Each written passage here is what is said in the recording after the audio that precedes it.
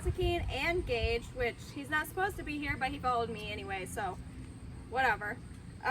We're going to be going over resource guarding. So resource guarding can be applied to just about anything: toys, blankets, food, treats, whatever the dog feels like it needs to guard.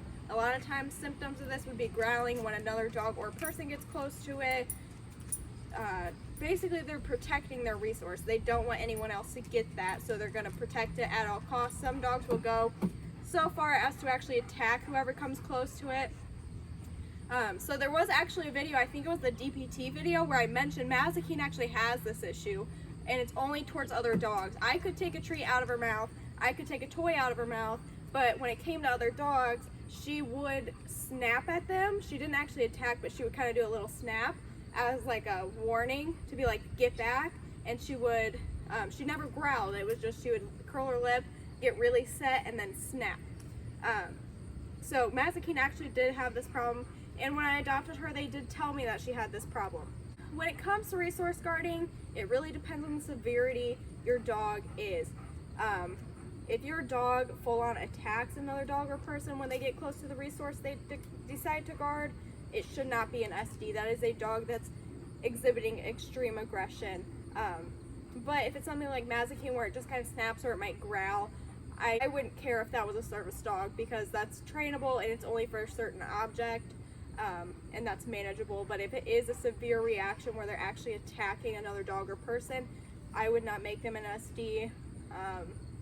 It just shows that there are certain things that will set them off bad enough to actually hurt someone or something. It's just too much of a risk to the general public. So Mazikeen, when I got her, they told me she was possessive over toys. She was kind of not really bad. Like if a Gage would walk by her when we first got her, she would kind of snap at him. I think part of it is because she's used to Gage now, and she's used to Gage not playing with her toys, so that did help her get over her toy possession. It was really, really easy for her to understand, he's not going to take a toy away from me, he doesn't care. So that one she got over quickly on her own with the help of Gage. Her treat aggression, she knew that Gage would take that. He loves treats too, so she understood that he would take that if he wanted to. So she still was protective over the treats. Basically, what you're gonna do is notice the signs before your dog becomes aggressive. So maybe they start stiffening up. For her, that's basically what she would do. She would stop, freeze, stare him down, and then snap if he didn't back up. So that was her warning signs. So you do need to understand the warning signs of it's about to elevate before you can start working on this. For some dogs, their fur might go up, they may show their teeth, they may growl, whatever it is, you need to understand those signs previous to the attack.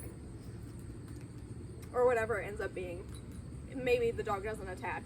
But you need to notice the signs of them being like, okay, here I am. You also need to understand their boundary. How close can you get to that resource before they start protecting it? And then you need to recognize which resources they're guarding. Is it treats? Is it toy? Is it a specific toy? Is it a blanket? So before you start trading this out of them, you need to understand and observe what are the warning signs before they start getting too protective. What are they defending? What resources are they protecting against you, other people, or other dogs? Sometimes it's going to be all of those. And you need to understand the boundary you can push. How close can you get to that dog before they set off? So for her, I could get as close as I wanted to her. She did not care about people. She's always been fine about people, which also helps your odds of it being an SD. If it's mostly towards dogs, it's not as big of a deal. Again, as long as it's not a vicious attack when they get too close, it's not as big of a deal. But for some dogs, they're going to protect it against everyone. Other people, other dogs, and sometimes even the handler or owner, the person that they trust the most, they may even become protective of that resource against them, which actually indicates a sign of that dog not really trusting you. It doesn't really trust you to take this away from them. To work on the training, it does depend on how severe this is. You may need to end up muzzling the dog, especially if it's towards other dogs and you have other dogs in the home. Since she never actually attacked him and she mostly just did a little snap, and he's a very tolerant dog, I knew that wouldn't break out into a fight, and I was still monitoring her behavior every single time it looked like she might get there.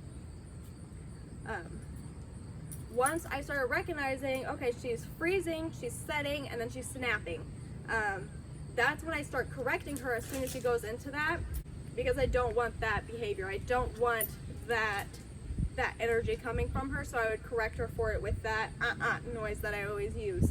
So she would set, freeze, and then I would go and then she was done. She did not get it again until she was over it. Another thing you can do is if it's with toys, especially in rescues, and you may need to take it a little bit slower with them, you can start, if they're actually going to react to you, what you want to do with toys is you can put your foot on the toy and wait for them to let it go. You can. This is also how you could teach drop it. So you can wait for them to let it go. Give them the command drop it, because that is going to make it easier on you. So as soon as they let go, drop it. Good job, and give them another toy. You're trading up. Or you can give them a treat. So you're still trading them. It's not just, I'm going to take this away from you because I can. It's, good job, you gave me that, so I'm going to give you this. Because we're not going to use full negativity on these dogs. They feel protective of this, and if you just take it away, they could become anxious, or it could become worse. A lot of people will just take it away from the dog as soon as they see him starting to get aggressive and not give it back or not give him something else. That's when the dog becomes progressively worse, and it's more likely to actually attack someone if it isn't already at that point. And if it wasn't already protecting against you, it's going to start doing that. So, with resource guarding, it does take a lot of patience. This is not something you can teach in one session. If you do, great on you, but it's very, very unlikely that the dog is just going to get over this. This is something that it has in its brain that it needs to do. With her, she was so young, it was kind of unsettling to know that.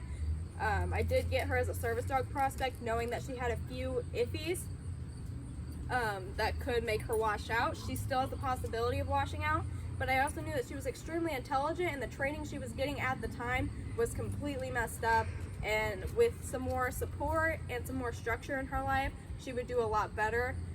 Her foster mom completely babied the heck out of her, so it completely destroyed her confidence. And that's another thing, a lot of dogs that are resource guarding do have a lack of confidence, so doing some confidence building would be really great for those dogs too. Agility is a great way to do that. Also teaching them new tricks, fun tricks to do, that just builds their confidence, because they're like, yeah, I did it. Also, if you ever play tug of war with the dog, you do have to let it win every once in a while. Don't let them win every time, because then you get the, woo, ego. We don't want an ego in our dogs. We just want them to be pretty confident, but not overly confident to the point where they're gonna think they can just run the house. That's not what we want. We just want a good amount of confidence so that they feel safe and comfortable. They're not anxious. They're not lacking a little bit. She was lacking a little bit when I got her because of the training. And we don't want them, woo, I'm the best. So letting them win every once in a while is a good idea, but not every time.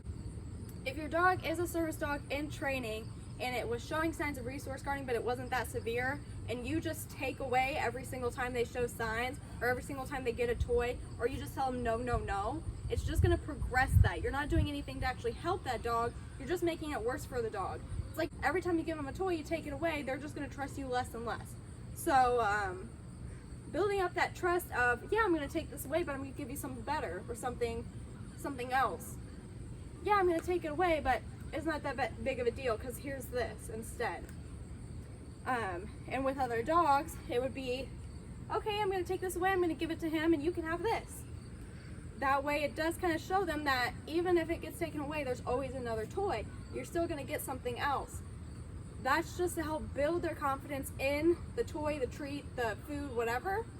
And it's also going to help them understand it's not going to get taken away from me permanently, and even when it does, I'll still get something else. So that's what I would recommend for resource guarding. If it is a severe case, do not do these on your own. Consult a behaviorist or a trainer. Unless you have experience with this, I wouldn't recommend doing it on your own. It's just too dangerous, it's too risky, and you could further damage the dog because it's already so far into that hole that these techniques are not going to work nearly as well.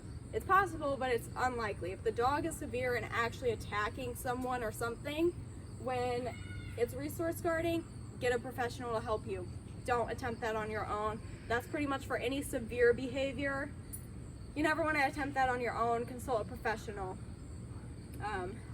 That includes social anxiety, a seeming OCD, aggression towards other dogs, other people, whatever. You want to consult a professional because it's just too dangerous. But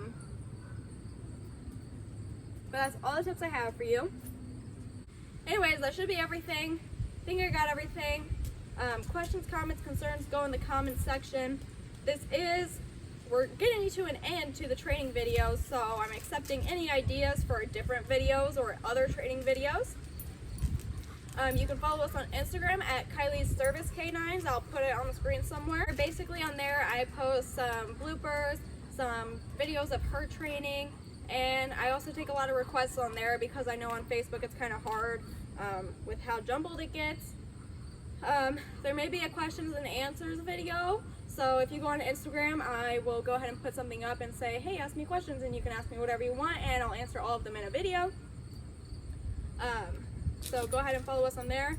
If you're not subscribed already, go ahead and hit the subscribe button. You can hit the bell notification. It'll notify you every single time I post a brand new video. I think I got everything. I think that's it. So as always, we love you.